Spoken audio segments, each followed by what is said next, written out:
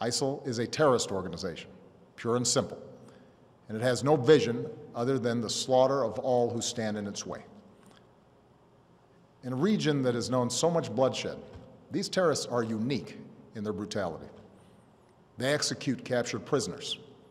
They kill children. They enslave, rape, and force women into marriage.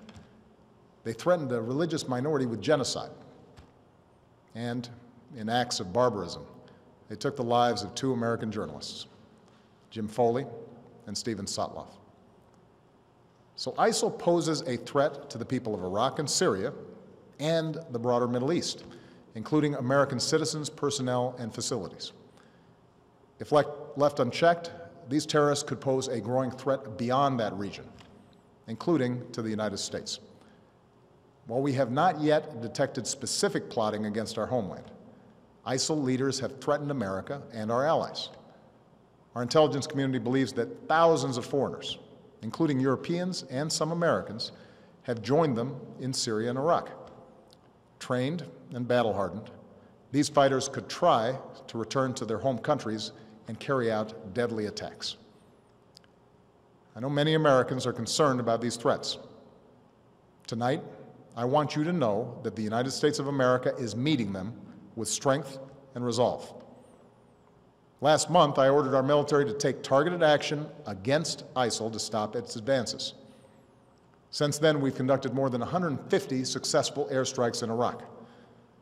These strikes have protected American personnel and facilities, killed ISIL fighters, destroyed weapons, and given space for Iraqi and Kurdish forces to reclaim key territory.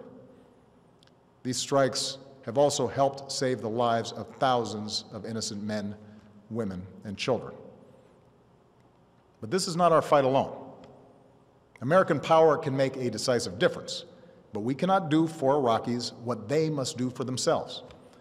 Nor can we take the place of Arab partners in securing their region.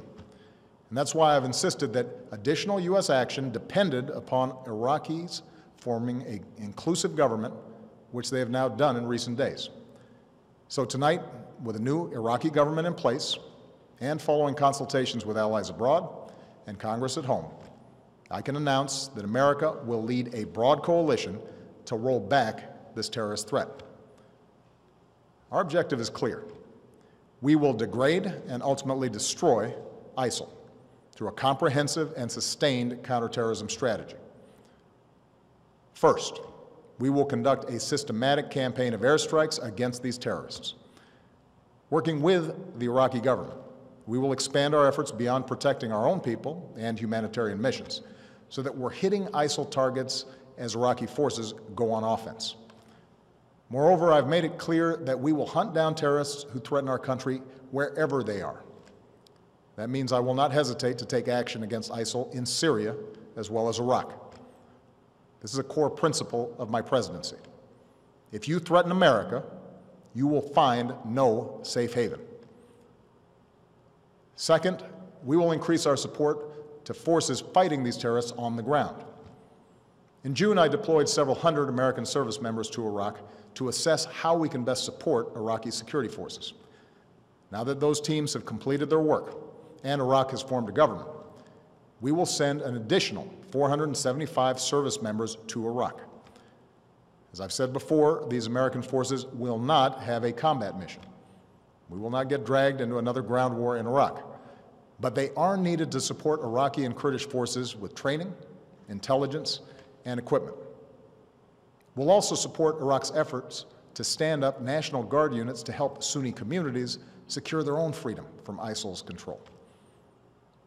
Across the border in Syria, we have ramped up our military assistance to the Syrian opposition.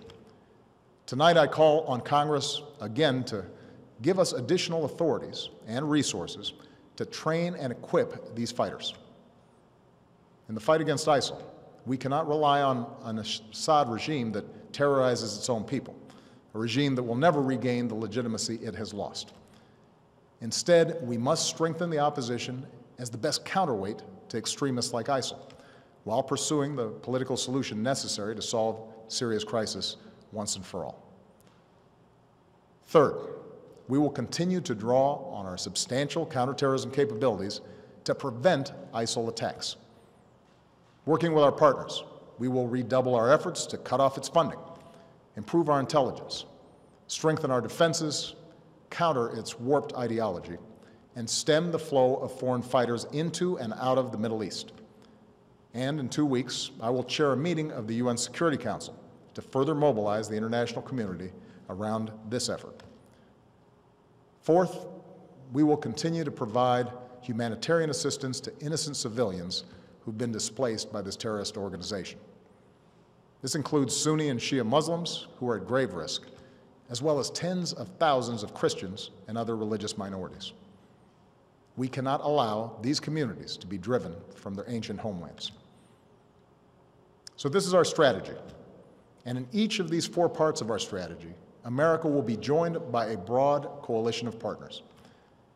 Already, allies are flying planes with us over Iraq, sending arms and assistance to Iraqi security forces and the Syrian opposition, sharing intelligence and providing billions of dollars in humanitarian aid. Secretary Kerry was in Iraq today, meeting with the new government and supporting their efforts to promote unity. And in the coming days, he will travel across the Middle East and Europe to enlist more partners in this fight, especially Arab nations who can help mobilize Sunni communities in Iraq and Syria to drive these terrorists from their lands. This is American leadership at its best.